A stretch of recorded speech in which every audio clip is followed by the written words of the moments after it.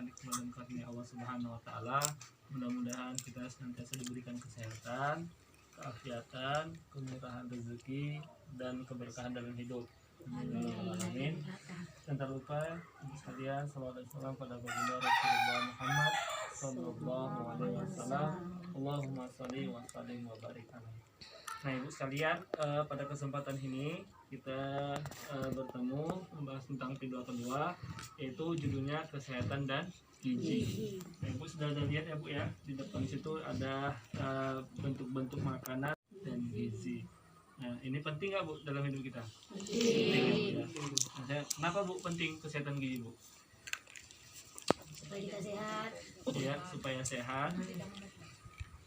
Terhindar dari penyakit. Terhindar dari penyakit ya, betul bu, luar biasa. Lagi bu, ada lagi bu. Kita perlu gizi nggak bu? Iya perlu. Kenapa butuh gizi bu? Supaya apa kita butuh gizi? Biar sehat ya bu ya. Nah berarti ini ada hubungannya antara kesehatan dan gizi ya bu ya. Ya seperti nah dan ini yang mau kita bahas dalam kesempatan ini mengenai kesakitan pada anak dan kebersihan lingkungan. Jadi Bu, ini sifatnya kita diskusi ya Bu ya. Diskusi karena apa? Karena mungkin Ibu sekalian sudah punya pengalaman yang luar biasa. Karena ini kaitannya dalam mendidik anak juga. Nah, otomatis kalau cerita anak, saya baru satu ibu tak punya cucu. Otomatis kalau cerita pengalaman ibu jauh lebih berpengalaman daripada saya Bu ya. Sudah banyak makan garam ya Bu ya, satu hari satu bungkus ya kan. Nah, ataupun lebih. Nah di sini Bu kita akan bahas tentang yang mau kita diskusikan tentang kesakitan pada anak dan kebersihan pada lingkungan. Nah apa yang menyebabkan anak itu sakit? Nanti akan kita lihat di sini. Nah di sini kesakitan pada anak seperti diare, kecacingan dan malaria dapat dicegah. Karena memang anak bayi itu biasanya identik sama itu ya Bu ya, diare ya kan Bu, kemudian cacingan ya kan Bu, kemudian malaria ya kan. Nah itu biasanya yang diderita sama anak-anak bayi, anak kecil atau balita. Maka dari itu nih kita mau sama-sama diskusi bagaimana cara pencegahannya dan cara mengatasi yang anak-anak terkena diare ini. Nah gitu. Di sini ada mencuci tangan pakai sabun. Nah itu salah satunya. BAB di jamban yang sehat, betul itu. Kemudian buang sampah pada tempatnya.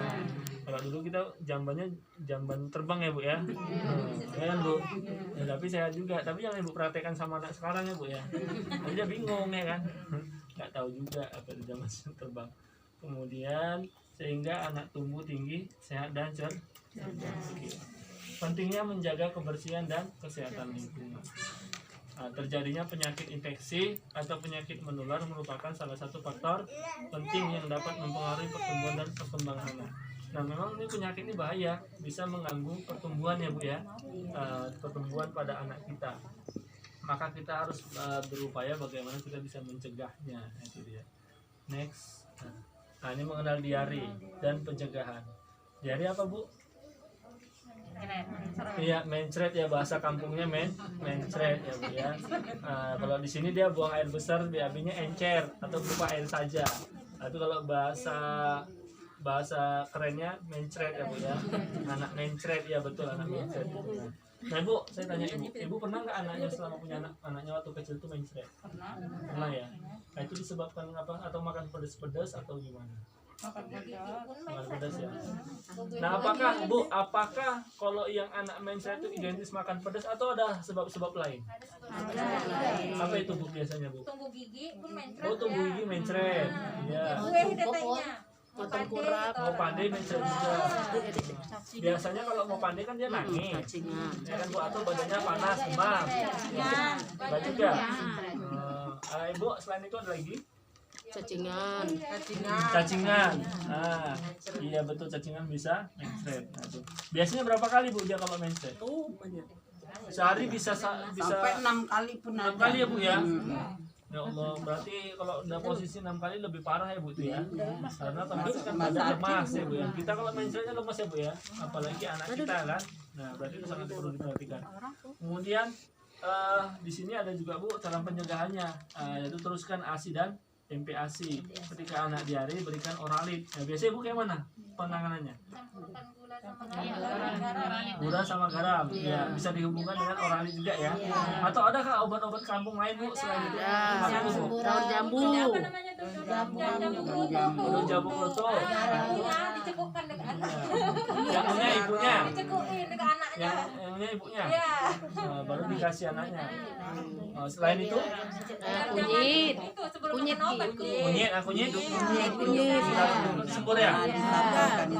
Itu biasanya apa ya, khas-khas Melayu ya Bu ya. Makan kalau malam-malam. Soalnya anak saya waktu kecil disodorkan itu juga sama tukang kelompok. Itu bagus sebenarnya. Dan memang alhamdulillah bagus memang untuk saya Bu.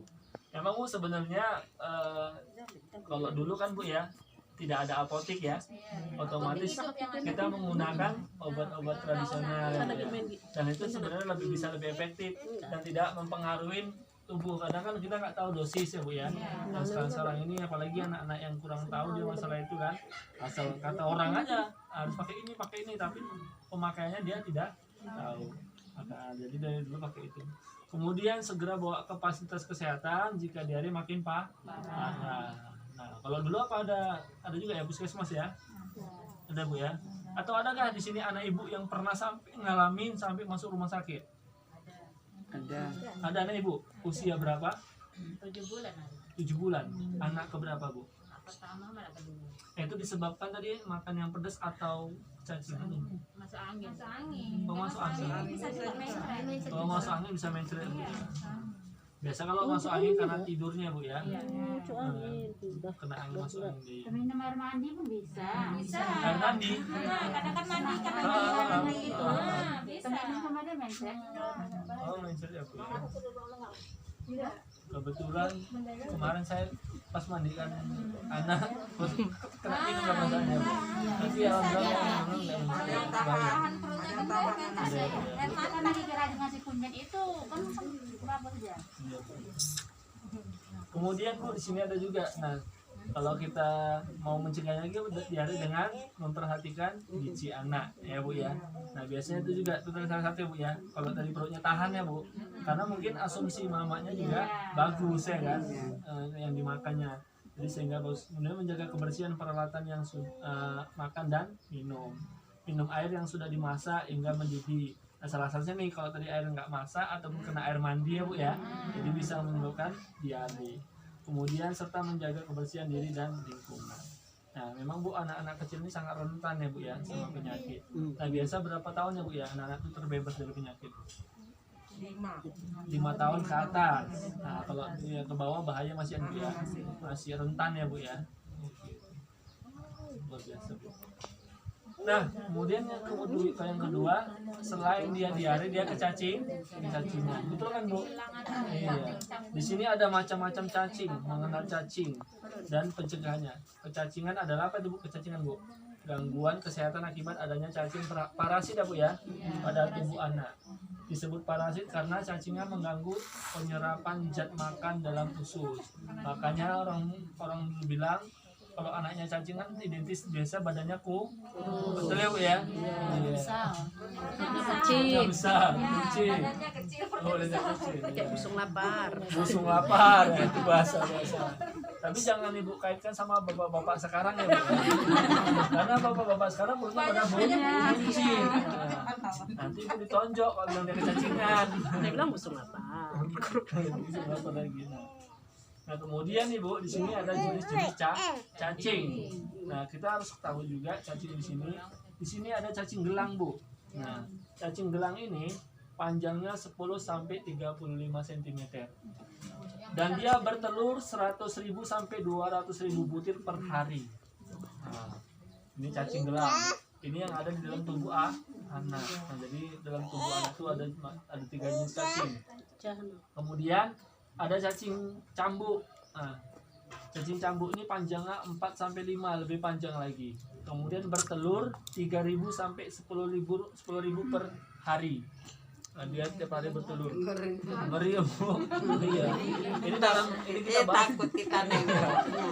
Mamanya aja takut apalagi anaknya. Nah, ya kan Bu. Kemudian ada cacing tambang Bu. Cacing tambang ini panjangnya 0 sampai 0,8 sampai 1 cm. Nah, 1 cm. Jadi dia bertelur 5.000 sampai 10.000 butir per hari. Nah, ini kayak bertelurnya tuh kayak gaji orang kerja ngupas kolang kaling ya Bu ya. Per hari kan Bu. Nah kemudian bagaimana cara pencegahannya? Cuci tangan pakai sabun. Dia biasa cacing dia dari kuku-kuku ya Bu ya. Nah, apalagi Bu biasanya Bu cuci tangan pakai sabun terus pakai iya. Nah, dan airnya mengalir. Kemudian potong kuku. Kemudian gunakan alas kaki jika keluar rumah, ya kan? Kadang-kadang kan dia kalau nggak pakai sendal dia Bu ya. Tapi itu anak susah tuh Bu itu kalau di sini Bu ya. Kemudian BAB atau buang air kecil menggunakan jamban yang sehat. Bersihkan bak penampung air dan tutup dan membuang sampah pada tempatnya. Nah gini Bu, saya mau tanya, berdasarkan dengan pengalaman ibu-ibu sekalian, anak sekarang dengan anak dulu kan berbeda ya Bu ya. Anak sekarang pasti sudah mengalami jamban sehat ya Bu ya, kita bilang hampir semua rata ya kan Bu, masyarakat ini sudah memiliki jamban yang baik. Kemudian nah kalau sama ibu dulu kira-kira gimana Bu mengalami sakit itu? Apakah ibu dulu sama anak sekarang, kuatan tubuh anak sekarang atau ibu dulu? Padahal dulu nggak pakai jamban sehat ya Bu. yang banyak kita makan racun sekarang pun kalau nggak diracun nggak hidup. Berarti orang sekarang tuh sehat apa tidak sehat bukan karena tadi jamban nggak sehat ya Bu, tapi karena makanan sudah banyak. Ada kebanyakan racun. Kalau dulu Bu nyari sayur ibu harus yang cantik, sekarang cari yang bolong, ya Bu ya.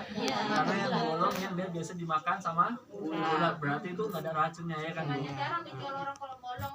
Iya. Dibuangi malah yang bolong. Iya, luar biasa memang. Oke, kita lanjut next. Nah, kemudian yang terakhir ada mengenal malaria dan pencegahannya. Apa tuh malaria Bu? Nyamuk ya. Iya, nyamuk yang demam berdarah. Yaitu malaria adalah disebabkan oleh gigitan nyamuk Anopheles namanya. Anopheles yang betina yang mengidap malaria. Nah, jadi ini nyamuk yang jenis Anopheles itu, tapi Anopheles itu artinya nyamuk malaria, tapi yang dia betina. Nah, inilah dia yang nyamuk. Nah, biasanya kalau kita ibu-ibu pasti kalau supaya anaknya nggak kena nyamuk banyak ya Bu ya. Ada yang pakai kelambu, kemudian obat nyamuk. Sekarang lagi reket, ya Bu ya. Ada yang pakai apa? Sopel dan autan ya Bu ya. Nah, itu banyak lah Bu yang menyebabkan itu. Biasanya tuh Bu yang terjadi ini timbulnya kayak gini karena biasanya daerah-daerah sekitarnya jorok ya Bu ya. Ya jadi memang kalau saudara, kenapa sih Allah ciptakan nyamuk ya Bu ya? Toh malah gigit manusia. Nanti supaya menandakan bahwasanya supaya kita harus tahu kalau ada nyamuk itu berarti daerahnya sedang jorok. Nah, artinya Allah mengingatkan kita melalui nyamuk. Nah, itu dia. Jadi kalau ada nyamuk ibu harus periksa. Lihat comberannya bersih atau tidak. Nah, kalau nggak bersih berarti itulah yang menyebabkan dia. Karena mungkin dia tidak mengalir air tadi ya Bu ya, mengendap ya kan, sehingga mudah bertelur bagi hewan nyamuk tadi. Nah pencegahannya bagaimana Bu? Tadi memakai kelambu Ibu udah, nyamuk berinsektrisida yang tidak berbahaya bagi kesehatan manusia. Biasanya kalau yang kemarin itu pemerintah rajin menyemprot ya Bu ya. Nah sekarang mungkin kalau saya lihat itu disemprot kalau ada orang yang kena malaria. Nah kemarin juga gitu kan meninggal, kalau misalkan nanti meninggal dari laboratorium rumah sakit itu mengeluarkan dia kena malaria, maka tempat itu disemprot oleh puskesmas. Maunya kita kan kalau bisa ada kegiatan rutinitas ya Bu ya, entah setiap bulan ya kan, karena kan kita nggak tahu mosok nunggu istilahnya nunggu orang kena baru disemprot ya kan, kurang efektif ya. Tapi kita nggak tahu masalah program pemerintah dari kesehatan itu bagaimana, tapi yang pastinya juga harapan kita seperti itu ya. Jadi masalah nyamuk malaria udah paham ya Bu ya. Nah next. Nah kemudian kalau misalkan terjadi sesuatu kita harus berobat dengan memanfaatkan KIS atau BPJS. Siapa yang punya ini? Biasanya ibu-ibu KPM yang punya BPJS. Nah meskipun dalam satu keluarga belum sempurna, Nah kemudian kita ingatkan juga mengenai BPJS, nanti akan saya bahas setelah masalah ini ya Bu ya. Nah kemudian di sini ada Bu rujukan-rujukannya. Jika perlu dirujuk dan pastikan sudah mendapat surat rujukan dari PKTP. PKTP tahu Bu ya, fasilitas kesehatan tingkat pertama. Nah, kemudian nomor 2 nya apa nih Bu? Vaskes tingkat kedua BPJS di rumah sakit umum daerah. Nah biasanya kan kita pertama puskesmas dulu. Kalau nanti nggak sanggup ke rumah sakit terdekat ya Bu ya. Kalau nggak sanggup lagi baru nanti yang ke pusat, bisa gitu ya Bu ya. Nah biasanya kalau ada masalah biasanya kita paling kalau nggak sampai jauh-jauh kali ya Bu ya. Misalnya di daerah aja pun sudah selesai biasanya urusan itu. Next. Nah kemudian ada sanitasi total berbasis masyarakat. Nah itu cara kita hidup sehat. Nah, stop buang air besar sembarangan. Nah, tapi sekarang nggak ada lagi ya Bu ya. Ada yang anak-anak yang masih buang air besar sembarangan ada ya Bu ya? Ada kan Bu? Sekarang dari zaman kalau dulu mungkin ya Bu ya. Tengok kanan tengok kiri korek ya Bu ya. Nanti siap tutup ya Bu ya. Kemudian cuci tangan pakai sabun, mengelola air minum dan makanan rumah tangga, mengamankan sampah rumah tangga dan mengamankan limbah cair rumah tangga. Nah jadi harapan dari pertemuan ini Ibu bisa menerapkan ini, stop buang air besar sembarangan khususnya pada anak-anak kita ya kan. Tapi kalau itu anak sekarang sepertinya sudah jarang, tapi yang perlu diterapkan cuci tangan pakai sabun, apalagi ini sedang masalah corona ya Bu ya. Jadi perlu diterapkan juga tuh masalah cuci tangan pakai sabun. Nah karena itu sangat penting. Anak-anak ini kan kita nggak tahu di mana-mana aja ya Bu ya, apa yang dipegang juga nggak tahu. Kalau kita kan masih paham ya Bu ya, jorok, nggak mungkin Ibu megang tai kan sekarang. Nggak mungkin megang kotoran kita. Yang ada anak-anak yang masih nggak tahu apa-apa, megangnya juga sembarangan. Kemudian mengelola air minum dan makan rumah tangga. Nah biasanya Bu air minum tuh banyak ya Bu ya, ada yang dari masak, ada yang dari galon ya kan. Tapi yang pastinya air itu sehat ya Bu ya. Nah, tidak ada yang tidak sehat. Kalau dulu mungkin ada yang ngambil air sungai ada Bu ya. Kalau zaman-zaman dulu. Air sungai pun bisa diminum. Sekarang jangan coba-coba. Kalau dulu air sungai bisa diminum. Sekarang nggak bisa. Sekarang jangan coba-coba. Iya, bahaya. Jangan pingsan bikinnya. Campur limbah udah kalau sekarang. Oh ya kadang limbahnya limbah ini pula tuh Bu. Limbah pabrik. Pabrik. Nah, kalau dulu mana? Nah ini Bu sangat ditekankan tentang pentingnya cuci tangan. Jadi ada berapa langkah Bu cuci tangan? 5 ya. Ada 6 juga bisa dan 5. Cuci tangan pakai sabun. Nah pertama basahi tangan seluruh tangan Bu ya. Kemudian gosok sabun di telapak dan punggung tangan dan sela-sela jari. Bersihkan bagian bawah kuku-kuku jari. Bilas dengan air bersih mengalir. Keringkan tangan dengan handuk, tisu atau kering. Biasanya kami ada tuh. Ada 6 langkah cara cuci tangan, mulai dari depan hingga ke belakang. Sela-sela jari, buku-buku jari, kuku-kuku jari, pergelangan. Nah ini dia Bu.